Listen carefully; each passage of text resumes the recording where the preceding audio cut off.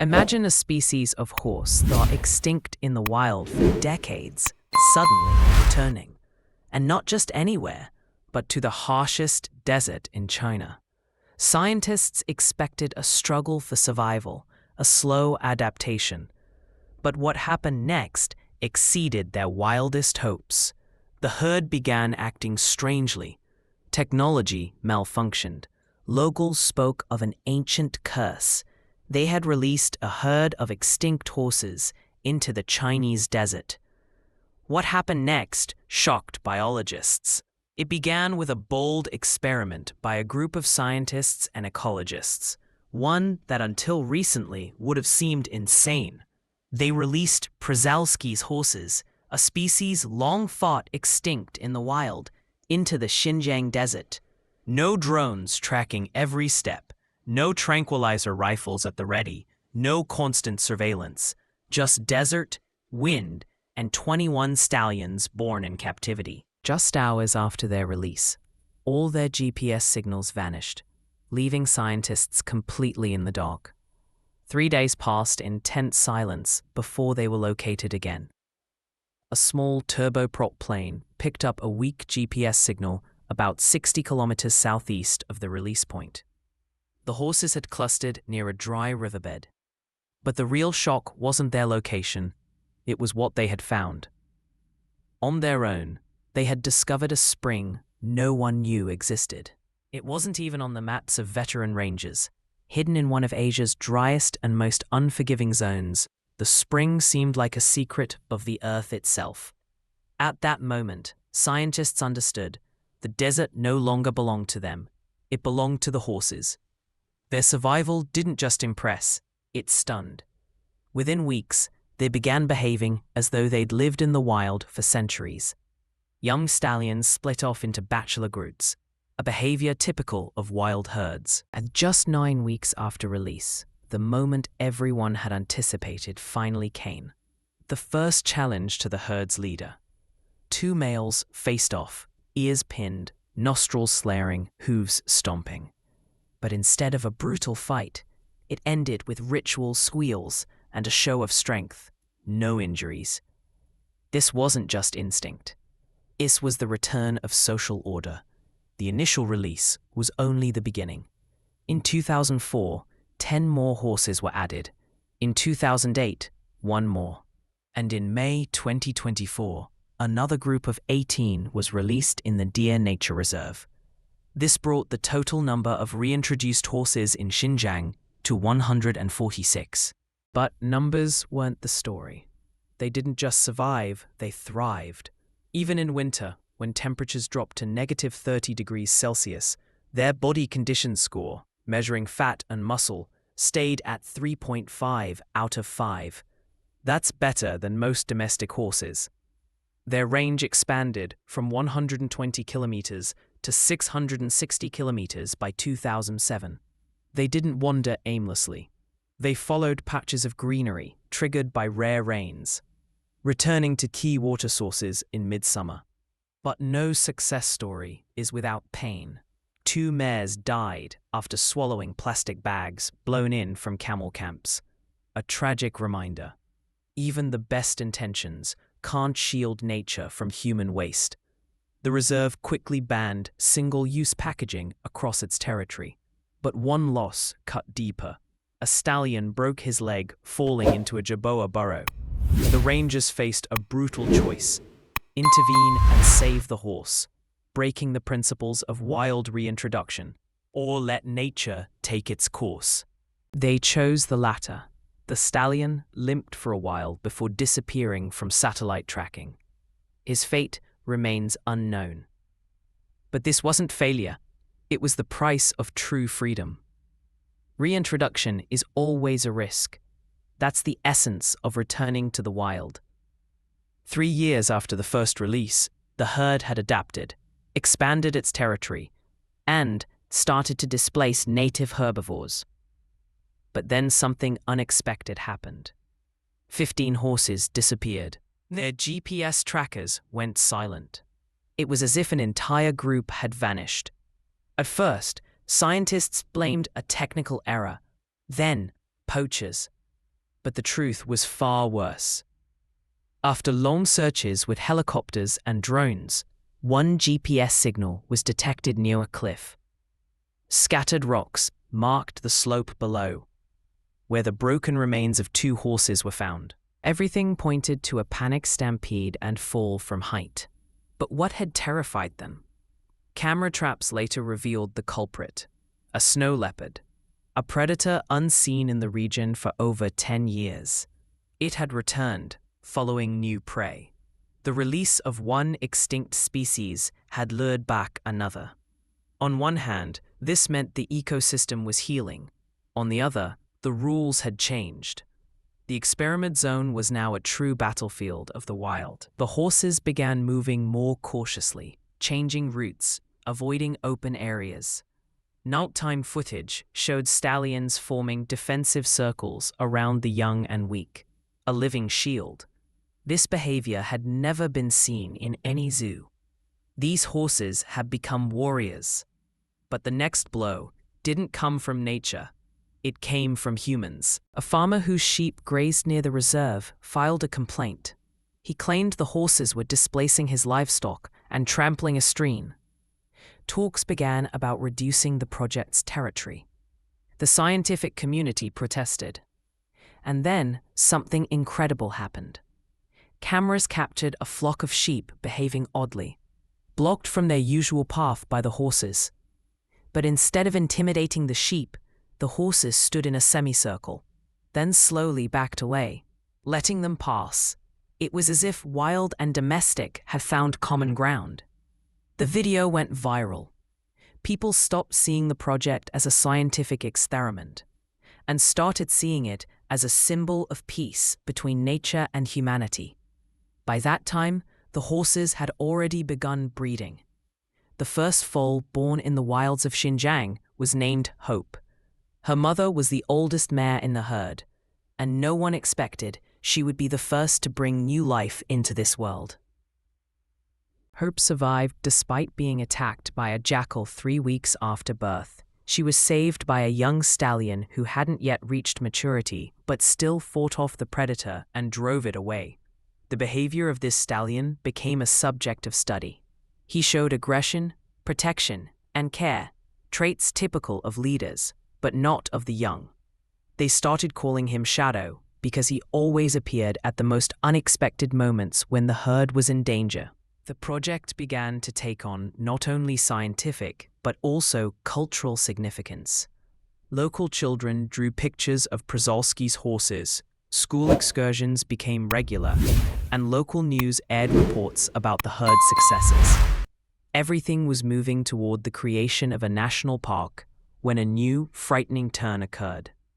One of the satellite images revealed a dark spot near the oasis where the animals often rested. Upon closer inspection, it turned out to be oil slowly seeping from an old geological borehole that had long been forgotten. The toxic fluid was spreading and nearing the watering hole.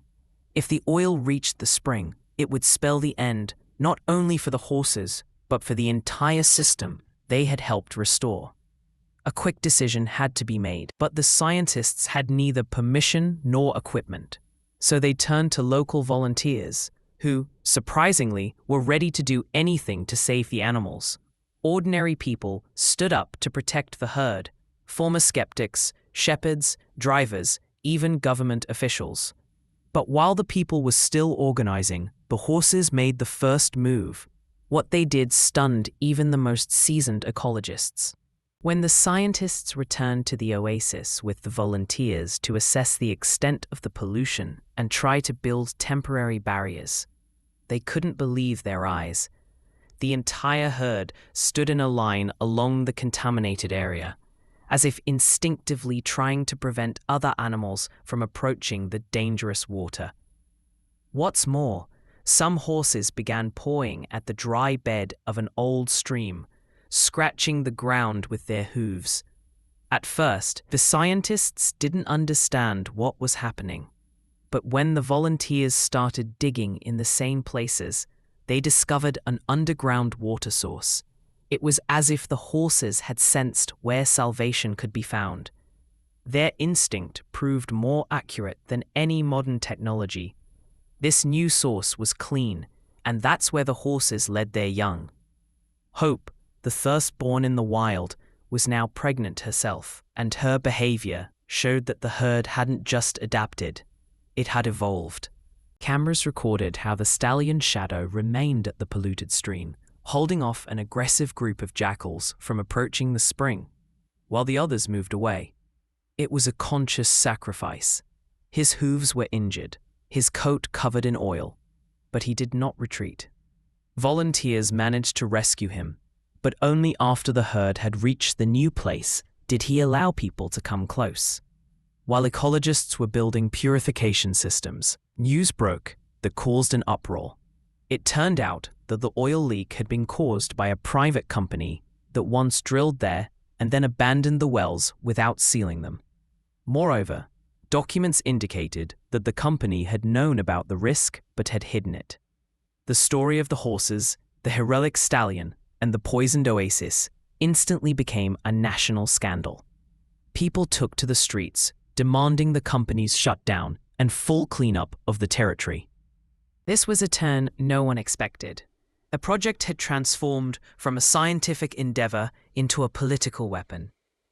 But things got even more complicated when the region was hit by the driest winter in 20 years. The water level in the new source began to drop rapidly, while the old spring remained toxic. The horses were once again on the brink. Then, one of the shepherds proposed a radical solution. He knew about an ancient system of underground canals built during the Tang dynasty that connected desert springs. These canals had long been forgotten, but if part of them could be cleared, it might be possible to redirect water to a safe area. The problem: some of the canals passed through military zones that were off-limits. While the scientists discussed how to get permission, the shepherds began acting on their own, using old maps, pickaxes, and their bare hands. They uncovered one of the oldest canal sections and began diverting water. 4 days later, the horses followed the smell of moist soil and arrived at the site. It was a true miracle in a dry, dying desert. The new stream began to trickle with a thin but living thread, but the happiness was short-lived. The military learned about the border violation and threatened to demolish everything that had been built. Project leaders begged for just one more week to move the herd, and then school children stepped in. Students from 5 regional schools filmed short videos about the horses, about shadow, about hope, and about the heroism of ordinary people. The videos went viral. Public opinion stood firmly with the animals. Even international media got involved. 2 days later, the military backed off. The project received official protection as a site of cultural and natural heritage. The territory was expanded, and the underground canals began to be restored along their entire length. And all of this because of horses who not only survived, but changed an entire country. But another turn was still ahead, one no one was prepared for. Cameras recorded the appearance of new animals in the reserve area. These were not lone wolves, but an entire pack. And they were not local. The wolves had come from Mongolia. They were following the scent, following life. This changed everything. Now, the horse herd had to not only protect the water, but survive in a new balance with predators they were not prepared for. At first, when the cameras captured the wolves' approach, scientists didn't think much of it. The desert was harsh, and the arrival of predators was seen as a sign that the ecosystem was recovering. But when the pack was spotted too close to the foals, concern turned into alarm. The wolves had an alpha male, large, scarred, and he didn't behave like a typical hunter. He observed, selected, tested. Scientists called him Shadow 2, in memory of the stallion who had saved the herd from the chemical disaster. But this shadow was the embodiment of danger. For several days, the wolves followed the horses without attacking. They surrounded the volunteers' camp at night, tore open trash bags, and left scent marks. It looked like strategy. And one morning, The scientists awoke to the sound of panic. One of the horses was wounded.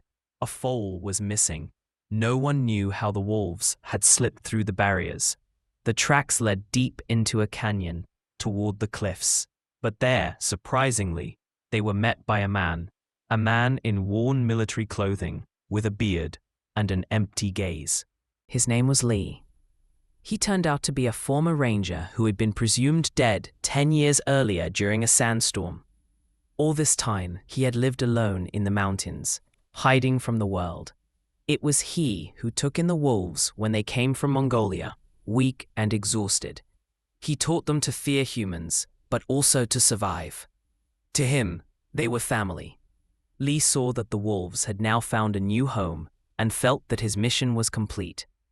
He brought the child back, safe and sound, and asked for only one thing: to leave the wolves alone. But the matter became political. The local authorities demanded the predators be culled, citing a threat to the project. The scientists were caught in a trap. On one side, the rescued horses, and on the other, predators also struggling to survive in a brutal world. Then an unusual decision was made to divide the territory into sectors, create artificial barriers, and use an old Mongolian technique, sonic repellents, to keep the wolves away from the foals. But even that wasn't the final twist. 2 weeks after the foal's return, one of the cameras recorded a horse named Nadezhda walking side by side with a she-wolf. They moved in sync, with no aggression. It shocked everyone. Second recording confirmed the impossible. Both mothers had lost their young, one in a chemical incident, the other at the hands of poachers, and they had found comfort in each other's presence. This wasn't just evolution, it was a union. The project became known as Koteni, a unique symbiosis between species born under extreme pressure and despair. Applications started pouring in from students, ecologists, and even filmmakers. A real village sprang up in the reserve, made of dome tents, solar panels, and research labs. But just when everything seemed stable, something strange happened. At night, while all the equipment was in sleep mode, one camera recorded a glowing object. It moved in a straight line along an abandoned spring, leaving behind a faint blue glow. Scientists assumed it was a glitch, but the next morning, they found fresh hoof prints there. Prints that didn't belong to any known horse in the herd. The prints had a strange shape with cloven tracks, as if the horse had a different anatomy. An old legend resurfaced among the local Uyghur people about the spirits of horses that come to those who disturb nature's balance. They don't attack, they warn. These spirits appear between night and dawn, when the world is still asleep. Skeptical but curious, the scientists began reviewing the nighttime footage, and each time they found strange flashes near the abandoned spring. And it always happened when representatives from the company responsible for the original chemical leak approached the area. This had stopped being just a reintegration experiment. The desert was awakening, and with life came forces long forgotten by man. A reckoning lay ahead, and it promised to be just as shocking. After the mysterious event at the spring, tension grew in the camp.